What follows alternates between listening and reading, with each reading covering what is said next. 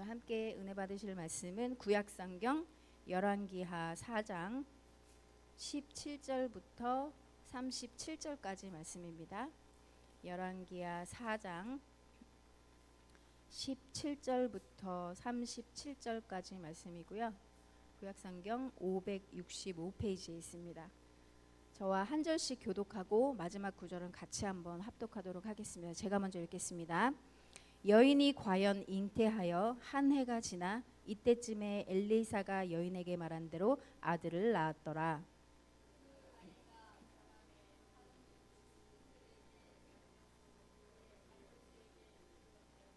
그의 아버지에게 이르렀더니 곧 그 아버지에게 이르되 내 머리야 내 머리야 하는지라. 그의 아버지가 사환에게 말하여 그의 어머니에게로 데려가라 하매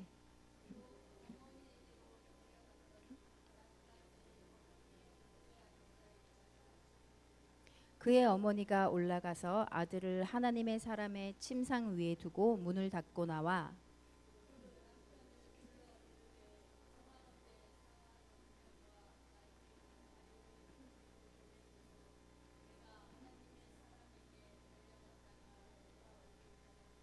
그 남편이 이르되 초하루도 아니요 안식일도 아니거늘 그대가 오늘 어찌하여 그에게 나아가고자 하느냐 하는지라.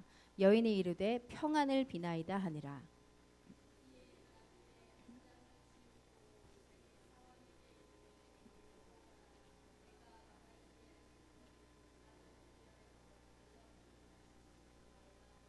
드디어 갈멜산으로 가서 하나님의 사람에게로 나아가니라. 하나님의 사람이 멀리서 그를 보고 자기 사원 게하시에게 이르되 저기 수넴 여인이 있도다.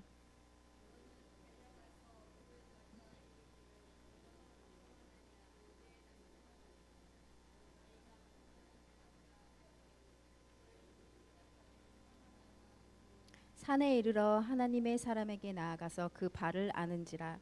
게하시가 가까이 와서 그를 물리치고자 하매 하나님의 사람이 이르되 가만두라. 그의 영혼이 괴로워하지만은 여호와께서 내게 숨기시고 이르지 아니하셨도다 하니라.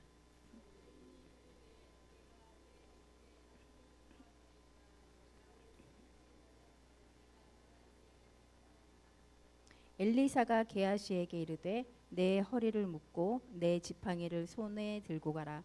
사람을 만나거든 인사하지 말며 사람이 내게 인사할지라도 대답하지 말고 내 지팡이를 그 아기 얼굴에 놓으라 하는지라.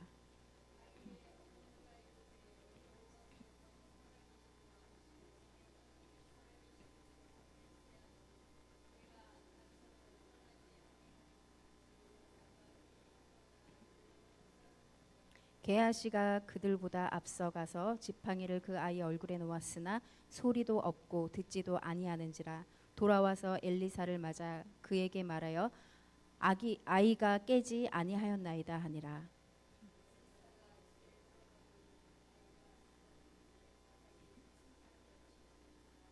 들어가서는 문을 닫으니 두 사람뿐이라. 엘리사가 여호와께 기도하고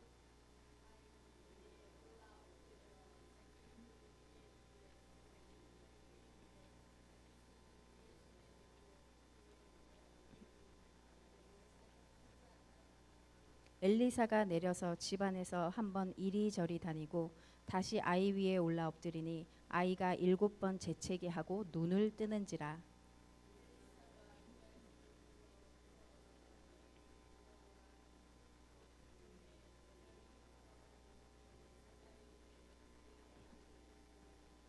같이요. 여인이 들어가서 엘리사의 발 앞에서 땅에 엎드려 절하고 아들을 안고 나가니라. 아멘. 저는 오늘 본문 말씀 근거해서요. 제목을 평안하냐라는 제목으로 함께 은혜를 나눠보고자 합니다. 오늘 본문 말씀 사실은 열왕기하 4장 8절부터 하고 싶었거든요. 근데 이 이야기가 다 이제 통으로 되는데 너무 길어서 제가 17절부터 했는데 그 8절부터 16절까지 말씀을 제가 짧게 드리면 오늘 말씀의 주인공은 엘리사 선지자하고 수넴 여인이라는 여인이에요. 근데 엘리사가 북이스라엘과 수넴 지역에서 사역을 했던 선지자거든요. 근데 그때 당시 북이스라엘의 환경이 어땠냐면 왕들이 다 악한 왕들로 우상 숭배를 했습니다. 하나님을 버리고 우상을 섬겼습니다. 왕이 그러다 보니까 백성들도 덩달아서 우상을 섬기고 윤리와 도덕이 다 무너지고 그 결과 백성들이 가난하고 생활교회에 시달렸어요. 하나님을 떠나고 보니까 이제 생활고에 시달리고 어렵게 된 것입니다. 그런데도 하나님은 그 속에서 엘리사 같은 선지자를 보내서 회개를 자꾸 촉구해서 하나님께 돌아오라고 메시지를 전하게 하시고 또 은혜와 긍휼을 베푸셨습니다. 그리고 그 와중에 악한 왕들과 우상숭배로 불순종한 백성들 가운데 그 와중에서도 선한 왕들이 몇몇 있었고 또 하나님께 순종한 백성들이 숨어 있었어요. 하나님께서는 그 하나님을 잊지 않고 하나님을 그 어려운 상황에서도 하나님을 섬기는 그 백성들을 눈여겨보시고 또 그들을 찾으시고 그들에게 상을 주신다는 것을 오늘 수넴 여인을 통하여서 우리가 알 수가 있습니다. 열왕기하 4장 8절에 보면은요, 같이 한번 눈으로 봐주세요. 제가 읽어드릴게요. 열왕기하 4장 8절에 보면 하루는 엘리사가 수넴에 이르렀더니 거기에 한 귀한 여인이 그를 강권하여 음식을 먹게 하였으므로 엘리사가 그곳을 지날 때마다 음식을 먹으러 거기로 들어갔더라. 여기가 이제 수넴 여인의 집이죠. 수넴 여인을 귀한 여인이라고 표현하고 있는데 이 귀한 여인이 히브리어 원어로 해석을 하면은 부유한 여인, 풍부한 여인이라는 뜻이 있어요. 그러니까 시대적 배경으로 봤을 때 많이 생활고에 시달리고 힘들었는데도 불구하고 이 여인은 집이 약간 물질도 풍요하고 남편도 있었어요. 그런데 자식이 없었습니다. 이 당시 이스라엘 사회에서 여인이 아들을 낳지 못한다는 것은 굉장한 수치였거든요. 근데 이 여인은 남편이 늙었고 거의 자식은 그냥 포기한 상태였어요. 다 가졌으나 자식 하나가 없는 것이 약간의 결핍으로 있었던 여인이었습니다. 근데 이 여인은 엘리사가 수넴을 지날 때마다 엘리사를 영접하고 대접했는데 이 당시에 나그네를 대접하는 게 풍습이었어요. 의무였어요. 다 나그네를 잘 대접했어요. 근데 이 수넴 여인은 그 의무를 넘어서 엘리사를 대접했는데 4장 10절 눈으로 따라 읽어주세요. 4장 10절 남편한테 청하건대 우리가 그를 위하여 작은 방을 담 위에 만들고 침상과 책상과 의자와 촛대를 두사이다. 그가 우리에게 이르면 거기에 머물리이다. 지금으로 말하면 손님방 하나를 내줘버린 거예요. 그러니까 풍부한 여인이니까 집에 방에 있었나 봐요. 그 손님방 하나를 딱 내어주고 그 안에 싹 세팅도 다 해놨어요. 그 엘리사가 편안하게 다 머물 수 있도록 세팅을 해놨어요. 배려한 거죠. 이거를 우리가 신앙적인 차원에서 보면 그 여인은 하나님의 사람을 알아보고 하나님의 사람을 섬기는 마음이 깔려 있었던 거예요. 자기는 그 우상 숭배가 만연한 그 어두운 세상 속에서 하나님을 바라보며 하나님을 믿는 자였는데 또 마음에 결핍이 하나 있었잖아요. 굉장한 수치, 자식이 없었잖아요. 그럼에도 불구하고 하나님을 섬기는 마음으로 하나님의 사람을 섬겨서 결국에 엘리사를 섬김으로 복을 받아서 아들을 얻게 됩니다. 여기까지가 8절부터 16절까지 내용이에요. 그러면 오늘 본문으로 한번 봐서 4장 17절에 드디어 여인이 과연 잉태하여 한 해가 지나 이때쯤에 엘리사가 여인에게 말한 대로 진짜 아들을 낳았어요. 아들을 낳았고 그 아들이 잘 커갔어요. 그런데 어느 날 그 여인의 아들이 어느 정도 자란 다음에 밭에서 아빠랑 같이 있는데 아이고 내 머리야 내 머리야 머리가 아프다고 막 하니까 아빠가 집으로 보냅니다. 그래서 집으로 돌아가서 어머니 품에 있다가 한참 있다가 앓다가 죽었습니다. 자식이 죽었다는 사실은 말할 수 없는 큰 시련이죠. 여기 계신 분들 다 이제 여자분이신데 저도 아기를 낳기 전까지는 참 와닿지 않았어요. 근데 정말 자식을 낳아보니까 부모님의 마음도 깊이 깨달아지고 그 얼마나 고생하며 우리를 키웠는지 그리고 얼마나 마음 졸인지 만약에 이 자식이 나보다 먼저 죽는다? 제가 이걸 말씀을 묵상하면서 생각을 해봤는데 너무 괴로울 것 같더라고요. 이 자식이 죽는 것만큼 큰 신앙의 시련은 없을 거예요. 이 여인은 하나님을 잘 섬기고 하나님의 사람을 잘 섬기는 믿음의 사람이었는데 큰 신앙의 시련이 왔습니다. 아들이 죽었어요. 그러면 큰 위기가 닥친 이 여인이 어떻게 했는지 한번 말씀을 통해 살펴보도록 하겠습니다. 21절, 22절 같이 한번 큰 소리로 읽어볼까요? 21절, 22절 시작. 그의 어머니가 올라가서 아들을 하나님의 사람의 침상 위에 두고 문을 닫고 나와 그 남편을 불러 이르되 청하건대 사환 한 명과 나귀 한 마리를 내게로 보내소서. 내가 하나님의 사람에게 달려갔다 돌아오리이다 하니. 뭐 울며 주저앉았다 뭐 했다 전혀 나와 있지 않습니다. 이 죽은 아들을 바로 하나님의 사람 엘리사 침대 위에 딱 눕혀놓고 문을 닫고 나와서 남편을 찾아가요. 남편에게 나 지금 당장 하나님의 사람에게 달려갔다 오리이다 라고 이야기합니다. 그러니까 남편이 아니 지금 초하루도 아니고 안식일도 아니고 올라갈 때가 아닌데 지금 왜 그 사람한테 가느냐. 평안을 빌러 갑니다. 23절에 평안이니이다. 이거는 뭐냐면 내가 가는 것은 평안을 가져오기 위함입니다. 이 여인의 마음에는요, 하나님의 사람을 찾아가면 반드시 내 마음에 평안이 올 것이다. 평안을 얻을 것이라는 이 믿음을 갖고 가는 거예요. 바로 행동했어요. 바로 출발했어요. 수넴이란 마을에서 엘리사가 거하는 그 갈멜살까지 거리가 약 42km 정도 돼요. 그러면 차로 1시간 반 정도 되고요. 이 당시에 차가 없으니까 나귀를 타고 걸어서 가기에는 거의 반나절 하루 걸리는 굉장히 먼 거리죠. 그 거리를 급한 마음으로 달려간다고 표현을 하고 있습니다. 여러분, 그 긴 거리를 하나님의 사람을 찾아가면 평안을 얻을 거라는 믿음을 갖고 가잖아요. 그 긴 거리를 가는 동안 이 여인의 마음이 어땠을까요? 문득문득 올라오는 현실은 어때요? 죽었어요. 너무너무 사랑하는 내 새끼가 죽었다고요. 근데 믿음을 안고 가는데 현실은 아니야. 도저히 평안할 수 없어. 성경에 나와 있진 않아도요. 말도 못할 괴로움과 슬픔에 힘들었을 것입니다. 근데 이 여인은 입을 꾹 닫았어요. 슬픔을 억제하고 끈기 있게 이 고통을 참았습니다. 그리고 하나님의 선지자 엘리사에게 이 문제 해결의 열쇠가 있다고 믿었어요. 그러니까 행동으로 달려가죠. 절망하거나 주저하지 않고요. 바로 엘리사에게 달려가는 것입니다. 믿음은요, 여러분, 행동으로 나타나는 거예요. 하나님의 사람에게 찾아가면 기적이 일어날 것이라는 확신을 가지고 있었기 때문에 엘리사를 찾아가는 행동을 취한 것입니다. 이 여인처럼 우리도 살면서 이런저런 시련이 있어요. 근데 그 많은 시련 중에서 자식이 죽는 것만큼 아픈 시련이 어디 있을까요? 물론 그 강도가 다르지만 시련이 있잖아요. 근데 이 여인만큼 큰 아픔까지는 우리가 가지 않았어요. 그런데 우리 믿는 자들은 이런 큰 위기가 닥칠 때 중요한 게 있어요. 내 믿음의 진가가 나타나야 돼요. 편안하고 안녕할 때는요, 내 믿음이 꽤 괜찮아 보여요. 나 하나님 진짜 잘 믿는 것 같아요. 그쯤이야 남의 얘기 들을 때 그쯤이야 나는 이길 수 있을 것 같아요. 막상 내 걸로 닥치잖아요. 그런데 평소에 준비가 내가 되지 않았어. 하나님께서 나에게 믿음을 키우는 시험이나 훈련을 내가 잘 따라가지 못했었어. 그러면 큰 시련이 닥치면 다 쓰러지게 돼 있습니다. 괜찮은 거 내 자신을 들여다볼 때 나 이 정도면 괜찮을 것 같아 해도요, 나한테 직접 닥치면 평소에 가졌던 내 믿음의 진위 여부가 나타나게 돼 있는 거예요. 우리 믿는 자들은 늘 우리를 돌보시고 이끄시는 능력의 하나님이 계시잖아요. 그죠? 그럴 때 그렇기 때문에 이런 큰 위기가 닥칠 때 내 믿음을 하나님께 보여드리는 게 굉장히 중요하고, 믿음의 시험에 통과해서 한 단계 성숙하는 건 물론이고 더불어서 축복도 받아 누려야 될 줄 믿습니다. 그렇게 드디어 25절 같이 한번 읽어볼게요.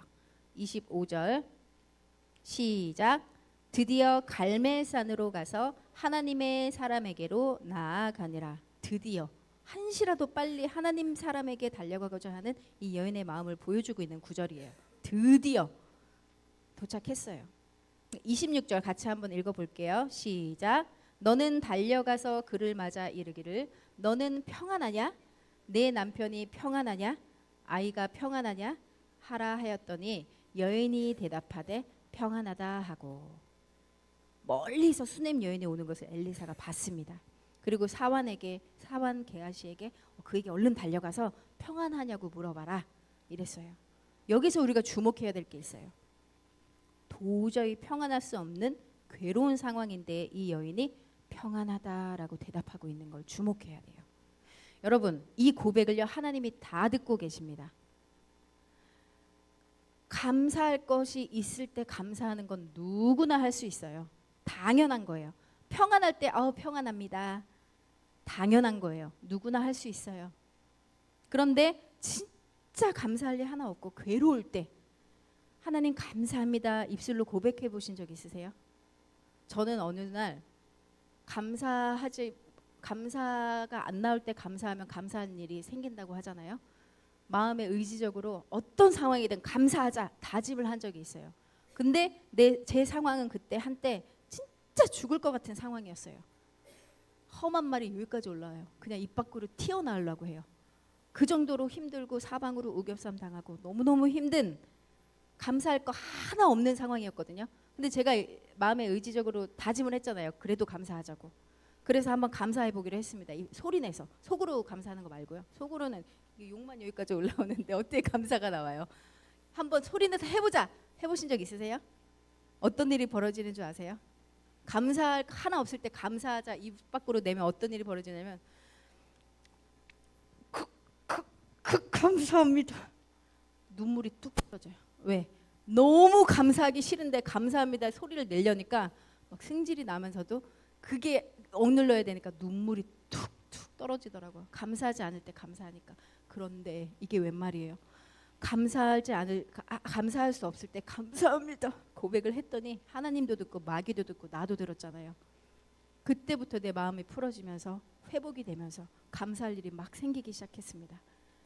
평안할 때 평안하다 대답할 수 있는 건요 누구나 할 수 있어요. 하지만 이 여인처럼 평안하지 못할 때 평안합니다 라고 대답하는 게 믿음의 고수인 거예요. 이 믿음의 자세를 하나님이 기뻐하시고 고백을 들으시고 들은 대로 우리에게 행해 주시는 것입니다. 아마 이 여인도 저처럼 그랬을 거예요. 이를 악물고 평안합니다 말했을 거예요. 수넴 여인은 엘리사 외에는 그 누구에게도 자신이 당한 어려움을 얘기하지 않았어요. 게하시에게 제 아들 죽었어요 얘기 안 했어요. 그냥 평안합니다 하고 절차 지나가고 바로 하나님의 사람에게로 달려갑니다. 자신의 애타는 심정과 이 소리 없는 탄식, 믿음으로 억누르며 평안합니다. 그리고 하나님의 구원의 손길을 기대하고 기다리며 엘리사에게로 곧장 달려갑니다. 27절, 28절 같이 한번 큰 소리로 읽습니다. 27절 시작. 산에 이르러 하나님의 사람에게 나아가서 그 발을 아는지라. 게하시가 가까이 와서 그를 물리치고자 하매 하나님의 사람이 이르되 가만두라. 그의 영혼이 괴로워하지만은 여호와께서 내게 숨기시고 이르지 아니하셨도다 하니라. 여인이 이르되 내가 내 주께 아들을 구하더이까? 나를 속이지 말라고 내가 말하지 아니하더이까? 하니. 보통은요 하나님께서 선지자에게 누가 이러이러한 일로 너를 찾아올 것이다 미리 알려주세요. 하나님의 종에게. 그런데 이 수넴 여인이 왜 찾아오는지 그 당시에 크게 엄청난 능력의 선지자에게 하나님이 알려줄 만도 한데 안 알려주셨어요. 그래서 엘리사는 저 수넴 여인이 왜 오지? 가서 평안하냐 물어봐라. 그리고 맞이하여라 해서 보내는데 하나님이 왜 알려주지 않으셨을까요? 미리 엘리사에게 알려줄 만도 한데 왜? 수넴 여인의 아들이 죽었다는 사실을 엘리사에게 숨기신 이유는요 그 여인의 마음의 괴로움이 너무너무 커서 그 여인에게서 직접 들으라고 하나님이 얘기 안 하셨어요. 엘리사가 그 괴로움의 정도를 직접 느껴보기를 원하신 겁니다. 그래야 비서인 게하시를 안 시키고 자기가 직접 나갈 테니까요. 죽은 아이 모친으로부터 리얼하게 직접 듣고 느끼라는 거죠. 그 고통과 괴로움, 절박함이 죽은 아이 엄마가 직접 이야기할 때 전달이 될 것인데 하나님이 종아 수넴 여인이 오고 있는데 그 아들이 죽었단다 이야기하면 그 괴로움이 전달이 안 되죠. 그 수넴 여인이 참아왔던 그 울분과 괴로움을 엘리사 앞에 엎드리자마자 토해내기 시작합니다. 참아왔던 울분을 토해내면서 내가 언제 아들 달라고 했습니까? 먼저 왜 줬다 뺐냐요. 억눌렀던 슬픔과 괴로움을 토로하기 시작합니다. 그걸 보고 절박한 상황을 인지를 했어요 엘리사가. 그래서 안 되겠다. 게하시에게 자기 지팡이를 딱 주면서 너 먼저 나아가서 아이 얼굴 위에 내 지팡이를 올려놔라. 4장 29절 같이 한번 큰 소리로 읽어보겠습니다. 29장 시작. 엘리사가 게하시에게 이르되 내 허리를 묶고 내 지팡이를 손에 들고 가라. 사람을 만나거든 인사하지 말며 사람이 내게 인사할지라도 대답하지 말고 내 지팡이를 그 아이의 얼굴에 놓으라 하는지라. 이 구절에서 사안의 긴급성, 절박함을 우리가 알 수 있는 것은 뭐냐면 사람을 만나거든 인사하지 말래요. 너에게 먼저 인사해도 대답하지 말래요. 게하시가 아이에게 그 가는 도중에 제가 아까 40km 넘다고 그랬잖아요. 그 도중에 여러 사람을 만날 수 있고 그 당시 대선지자 엘리사의 비서인지라 여러 사람들이 엘리사의 비서를 알아보고 예를 갖추고 붙잡고 말 한마디 걸어보고 했을 것이에요. 그렇기 때문에 그 모든 것을 생략하라고 지시한 것입니다. 애가 죽은 이 응급 상황에 예의 차릴 겨를이 없다는 거죠. 그런데 이 수넴 여인은 게하시 말고요. 엘리사 당신이 가지 않으면 나도 가지 않겠습니다. 매달려서 결국에 엘리사가 직접 따라가게 됩니다. 그래서 31절에 보면은 게하시가 먼저 가서 아이 얼굴에 그 엘리사의 지팡이를 딱 얹어놨어요. 근데 소리도 없고 듣지도 아니하는지라 돌아와서 엘리사를 맞아 그에게 말하여 아이가 깨지 않는데요 라고 아무런 기적이 일어나지 않아요. 아무런 일이 일어나지 않아요. 이거는 뭐냐면 이 여인이 오직 하나님의 사람 엘리사에게만 자기 상황을 털어놓고 그에게만 해결이 있다고 믿었어요. 그 믿음대로 하나님께서 행하신 거예요. 엘리사를 통해서 기적을 나타내신 것입니다. 믿음은요, 정해진 정답이 없어요. 내 믿음대로 내가 하나님께 보여드린 대로 하나님 그대로 행해 주시는 줄 믿으시기 바랍니다. 믿음이 없이는 하나님을 기쁘시게 하지 못한다고 그랬거든요. 내 믿음은 창조적인 믿음으로 하나님께 보여드려야 돼요. 그 믿음대로 되는 거예요. 마음을 넓히고 꿈을 넓히고 생각을 넓히고 하나님께 크게 구하셨으면 좋겠어요. 내 입을 크게 열라고 하시잖아요. 그죠? 크게 열어서 하나님, 능력의 하나님이 이 정도는 되셔야죠. 믿음대로 크게 구하셔서 그 믿음대로 여러분들 축복받게 되시길 바랍니다. 우리가 오늘 말씀 속에서 꼭 기억해야 될 것이 있어요. 뭐냐면 수넴 여인의 태도예요. 이 수넴 여인에게 큰 시련이 닥쳤는데 말씀 속에서 보면은 주저앉거나 울거나 원망하거나 포기하거나 이런 기사가 없어요. 흐트러지지 않았습니다. 바로 아들을 그냥 엘리사의 침대에 딱 올려놓고 문을 닫고 바로 행동으로 그 하나님을 찾아가는 거예요. 곧바로 하나님을 의지했습니다. 선지자 엘리사를 찾아가면 반드시 뭔가 답이 있을 거야. 내가 평안을 얻을 수 있을 거야. 이 아들이 다시 살아날 수 있을 거야. 확신과 믿음이 있었습니다. 그 결과 어땠어요? 아들이 살아나는 기적을 경험했잖아요. 우리 직접 말씀으로 확인해 봅시다. 33절 같이 한번 읽어볼게요. 33절부터 35절까지 시작. 들어가서는 문을 닫으니 두 사람뿐이라. 엘리사가 여호와께 기도하고 아이 위에 올라 엎드려 자기 입을 그의 입에 자기 눈을 그의 눈에 자기 손을 그의 손에 대고 그의 몸에 엎드리니 아이의 살이 차차 따뜻하더라. 엘리사가 내려서 집안에서 한번 이리저리 다니고 다시 아이 위에 올라 엎드리니 아이가 7번 재채기 하고 눈을 뜨는지라. 저는 이 말씀 묵상하면서 이게 뭔 말일까? 아이 위에 성인이 어떻게 올라가지? 그럼 얘 뭐 입을 입에 대고 이게 좀 이상한 그림이 나오더라고요.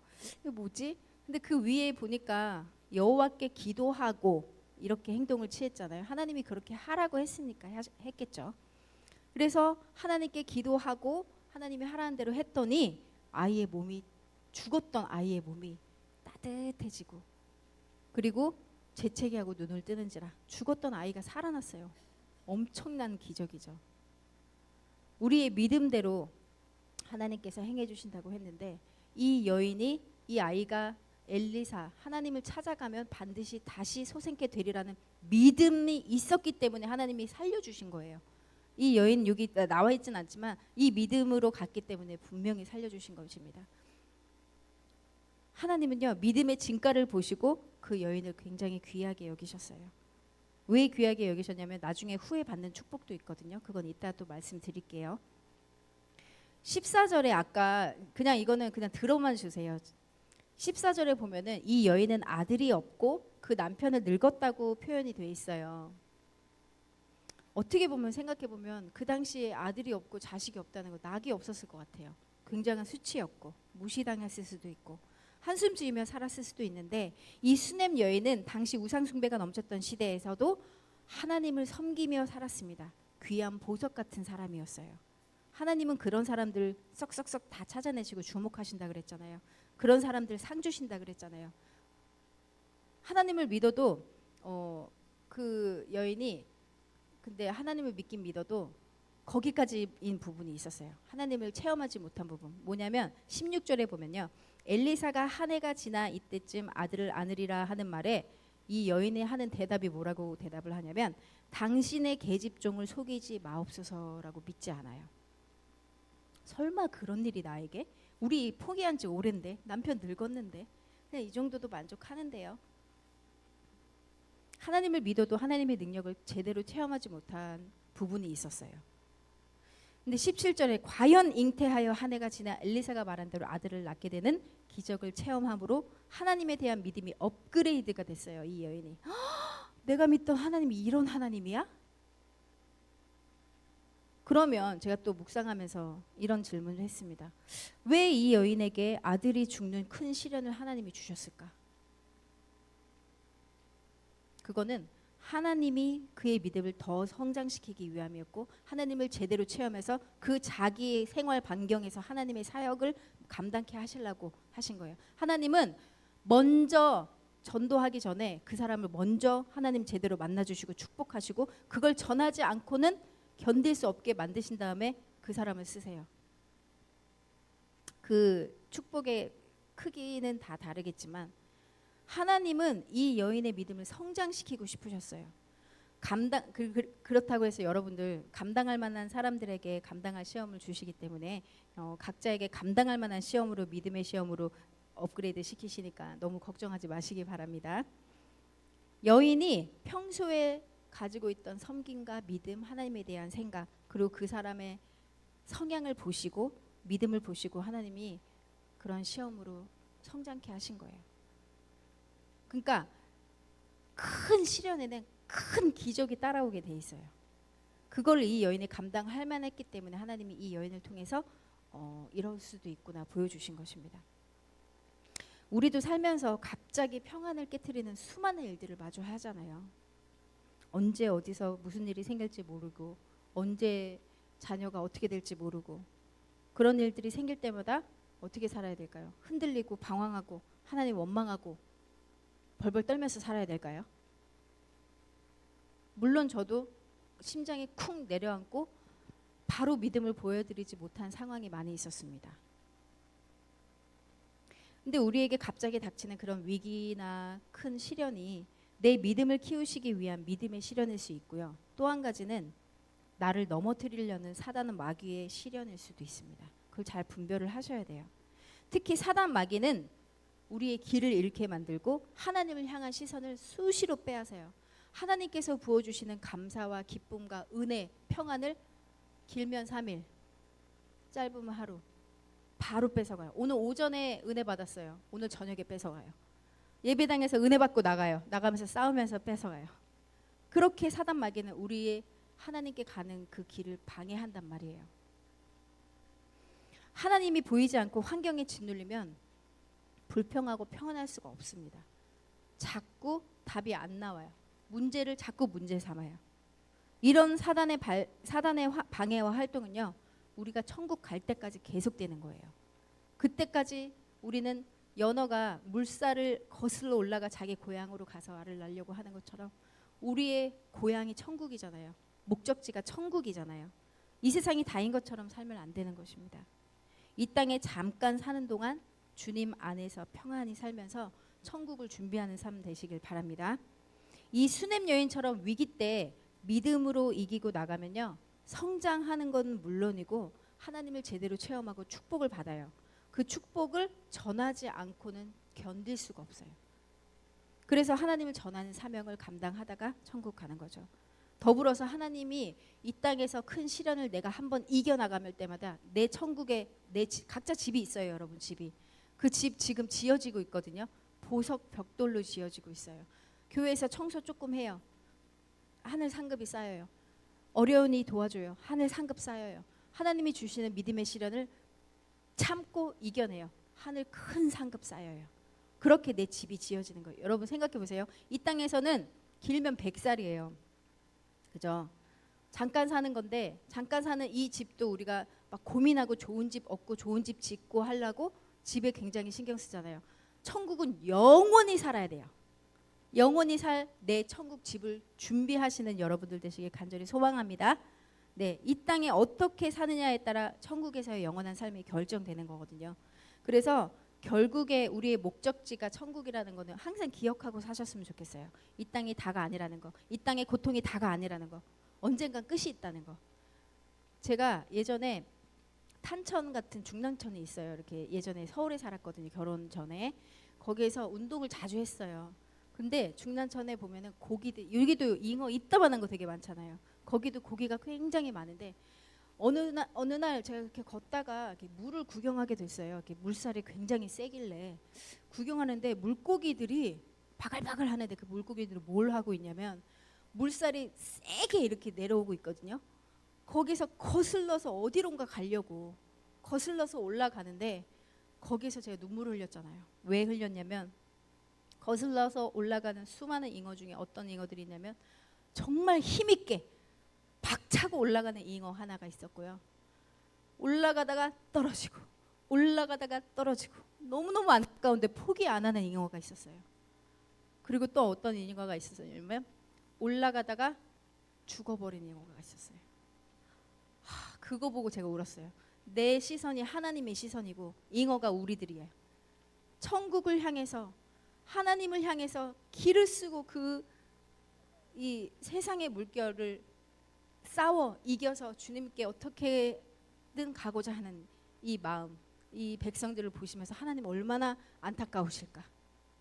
그걸 보면서 동물들도 이렇게 거슬러 올라가 자기의 목적을 이루려고 하는데 우리는 하나님의 자녀로 태어나서 죄 가운데 빠져 하나님과 분리가 되었지만 우리가 너무 불쌍해서 예수님을 보내주시고 예수님을 통해서 다시 하나님으로 갈 수 있는 길이 열렸는데 수많은 우상 숭배와 하나님을 향하는 그 믿음과 시선을 빼앗는 이 유혹 가운데서 거슬러 올라가는 우리들, 천국 갈 때까지 이 싸움 계속될 텐데 얼마나 안타까우실까. 우리가 자식들이잖아요. 하나님 자식들.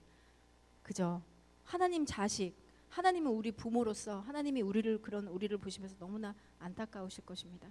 그런데 위기 때 아주 강단 있게 하나님 안에 답이 있음을 믿습니다.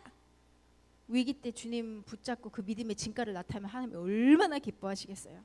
여러분 자녀들이 여러분을 기쁘시게 하면 뭐 주고 싶으세요? 뭐든 해주고 싶죠. 하나님도 같은 마음이에요. 자식이는 우리가 너무 힘든 가운데서도 하나님만 의지하고 하나님께 하나님 나 이거 이겨나갈게요. 하나님 붙잡을게요. 복 주실 줄 믿습니다. 하나님 붙잡고 나가는 그 자식이 얼마나 이쁘시겠어요. 이 수냄 여인처럼 큰 기적과 축복으로 여러분들에게도 역사하실 줄 믿습니다. 천국에서 하나님과 영원히 살아야 되잖아요. 그 하나님 만날 그날 항상 기대하시면서 준비하시는, 저도 항상 이렇게 기도해요. 멸망하는 자가 되지 않게 해주세요. 준비하는 자가 되게 하게 해주세요. 미련한 자가 되지 않게 해주세요. 생각해 보세요. 저거 어느 날 자고 있는데 그 북한에서 그 풍선 날라왔을 때 큰 알람으로 한번 울린 적이 있어요. 근데 번쩍 들더라고. 전쟁 났나? 근데 나 이대로 죽으면 천국 갈 수 있을까 모르겠는 거예요. 너무 죄진 게 많은데 마음으로 맨날 회개는 해도 어떡하지? 나 주님의 말씀대로 행하는 자여야지만 천국 가는데 그래도 믿음대로 살려고 노력하는 자들은 하나님이 구원의 길로 인도해 가시니까 너무 걱정하지 마세요.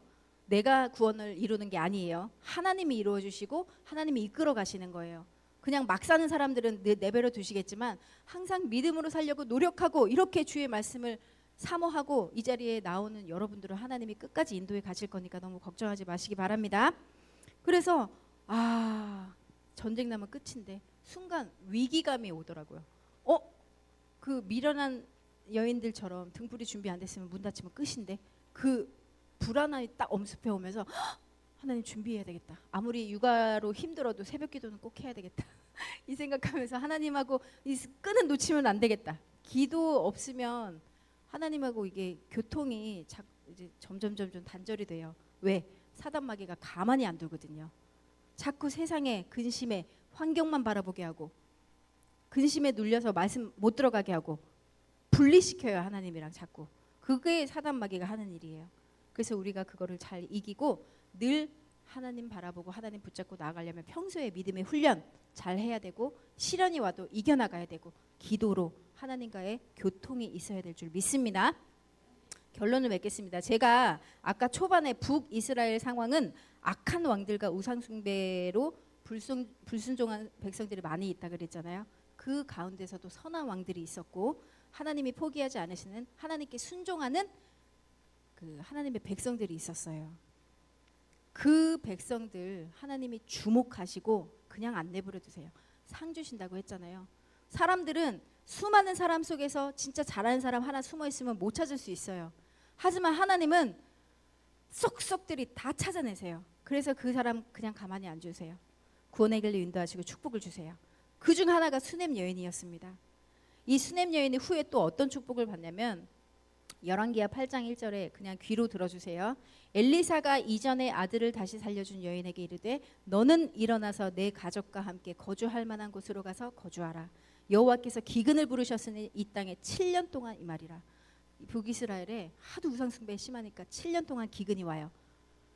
근데 엘리사가 앞으로 있을 이 기근을 미리 알려줘요. 수넴 여인에게. 그래서 기근을 피할 수 있는 복을 받았고요. 그러면 7년 동안 딴 데 피해가 있으면 그 수넴에 있던 자기 집은 그 풍요로운 자기 집 어때요? 다시 찾아야 되잖아요. 7년 동안 자기 집을 떠나 있은 후에 다시 돌아갔는데 너무나 쉽게 자기가 살던 땅을 돌려받을 수 있는 축복을 또 받아요. 하나님의 축복이 이런 거예요. 끝까지 책임져 주시는 것입니다. 마태복음 28장 9절에 보면요. 예수님께서 부활하신 다음에 두 여인을 만나거든요. 두 여인을 만난 다음에 제일 처음 하신 말씀이 평안하냐? 물어보셨어요. 평안하냐? 여러분 평안하십니까 지금? 예수님이 물어보세요. 평안하냐?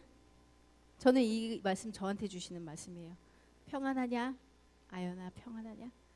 전 바로 대답했어요. 아니요. 육아 때문에 하루에도 뚜껑이 10번 열렸다 닫히고요. 참으린 10번. 저 몸이 너무 아프고 힘들어요. 안 평안한데요. 저 이러한데요. 평안하냐? 아니요. 집이 안 팔려서 평안하지 않은데요. 자식이 말을 안 들어요. 평안하지 않은데요. 아 이거 돈 이거 갚아야 되는데 돈이 없어요. 평안하지 않은데요. 그런데 주님이 우리에게 말씀하세요. 네가 하냐? 내가 할게. 넌 기도만 해. 내 안에서 내가 주는 평안을 누려라. 내가 할게. 왜 네가 걱정해? 왜 네가 하려고 그래? 아, 네 주님. 저는 기도만 하면 내가 그날 하루 버티고 살아갈 수 있는 힘을 그날 하나님이 부어주시는 거. 그걸로 내가 하루 사는 거예요. 우리는 먼 미래 생각하지 말고 내일도 생각하지 마요. 오늘 하루하루 산다고 생각합시다. 하루살이처럼 오늘 하루 눈 뜨면 하나님 오늘 하루 버틸 수 있는 힘을 하늘로부터 공급해 주세요. 예수님께서 요한복음 14장 27절에 평안을 너희에게 끼치노니 곧 나의 평안을 너희에게 주노니 내가 너희에게 주는 것은 세상이 주는 것과 같지 않는다. 너희는 마음에 근심하지도 말고 두려워하지 말라 우리에게 말씀하십니다. 하나님이 주시는 평안은 세상 것과 같지 않대요. 이 말은 뭐냐면 제가 아까 얘기했잖아요. 평안할 때 평안하는 거 당연해요. 하지만 사방으로 우겨쌈을 다 있고 걱정거리 이거 다 쌓여있고 어깨는 무겁고 힘들고 죽을 것 같아요. 이때 하늘은 뚫려있기 때문에 하늘에서 내려오는 그 예수님의 평안, 그 평안을 체험해본 사람이 물론 있을 줄 믿습니다. 그 평안은 세상이 주는 평안과 같지 않다. 그 평안으로 오늘 하루 이기고 내일 오면 또 내일 하루 힘 공급받아서 또 이기고 또 그 다음날 또 하루 주님 안에서 또 이기고 살고 이렇게 이기는 자들은 천국 상급이 크다는 거죠. 영원히 살 그 천국 상급. 여러분들 수냄 여인처럼 평안치 않은 상황이지만, 저 또한 평안치 않은 상황이었지만 주님께서 나와 함께 하시고 그 능력의 하나님이 나를 이끌어 가시고 그 능력의 하나님이 내 문제를 해결해 주심을 믿고, 하나님 저 평안해요, 고백하시는 여러분들 되시길 간절히 소망합니다. 그리 아니하실지라도 의지적으로 이제부터 나는 오늘 감사하다 또는 평안하다 입술로 생각하는 것 백날 필요 없어요. 마귀가 들어야 돼요. 마귀, 사단 마귀는요, 우리 입술 통해서 불평, 불만, 욕 나오길 원해요. 그 옆에서 기다리고 있다가 제가 에이 진짜 죽고 싶다, 그 말 하나 싹 잡아서 우리를 걸로 끌고 가는 거예요. 그래서 말이 중요한 거예요. 입 밖으로 내지 말고 이 여인처럼, 이 여인 아들이 죽었는데 입 꾹 다물고 하나님의 사람한테 그 달려가는 그 긴 시간 동안 한마디 안 했어요. 게하시아한테도 얘기 안 했어요. 평안하다고 얘기하고 그 하나님한테 가서 토로하고 얘기했단 말이에요. 사람한테 이야기하지 마시고 하나님 앞에, 하나님 나 평안하게 해주세요. 천국 갈 때까지 평안히 살다 가게 해주세요. 그렇게 감사의 고백, 믿음의 고백을 올려드리시면 귀를 지으신 하나님께서 그 하나님 귀에 들린 대로 우리에게 행해 주실 줄 믿습니다. 위기의 순간, 괴로운 순간에도 믿음의 진가가 나타나는 믿음의 고수들이 다 되시길 간절히 소망합니다. 아멘. 413장 같이 찬송하고 같이 통성으로 기도하는 시간 갖겠습니다.